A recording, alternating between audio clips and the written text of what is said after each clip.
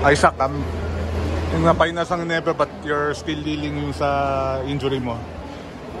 Siguro na. Ako na, di ko na ano yung nangyari sa akin. Nag-check up na kami. Tapos si Kang at si Doxy na nag-uusap. So sila yung may alam. Ako medyo, kahit matalino ko, pag anatomy medyo mahina ako. But mukhang day to day. So iwanan na rehab and see where it goes. Pero how's the progress since nung ano? Siguro nakita na wala na akong crutches. Sayang lang napunta kay Joe eh. But it's good so far. At least nakakalakad na. But again, to see where it goes, siguro si Kang na yung makakasalita. May panginayang ba kasi, yun nga, painas ang never but you have to... We'll see. Parang, it's really, yun na, nakaka-enjoy na yun, manood.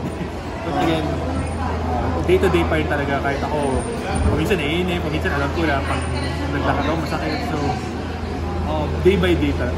I really wish I could give a time. Ako, wala. But at least, you've seen yung winning feeling na nasa Ginebra na finals na... Iba talaga. And I think what makes it special not only because first finals, but parang you see that hindi madali eh. Marami po bring back Durham, tapos ngayon San Miguel, parang talagang pinaghirapan eh. So talagang parang it makes it even feel special. Okay.